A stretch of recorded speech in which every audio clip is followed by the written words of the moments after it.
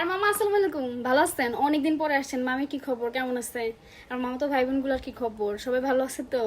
এতদিন পর আসছেন তো তাদেরকে নিয়ে আসতেন, একা একা আসছেন যে। আচ্ছা আমি মাকে বলতেছি আপনার সব পছন্দের খাবার টাবার রান্না করতে, একদম যাবেন না, 2-3 দিন বেড়াবেন, তারপর আমি তো আসতেছি।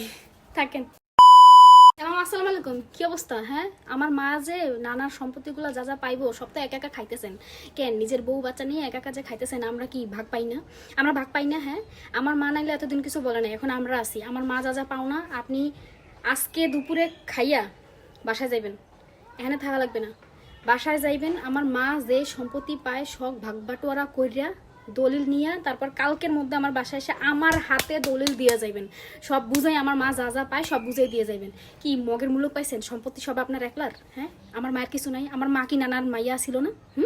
কতজন মনে থাকে? এই যা কইছি মাথার মধ্যে ভালো মতো গাইথা আজকে নিয়ে ভাগাভাগি যা করার করবেন। কালকের মধ্যে যেন আমি দলিল পাই না, এলে শালার মামার গোষ্ঠী আমি মনে থাকে যেন কই দিলাম।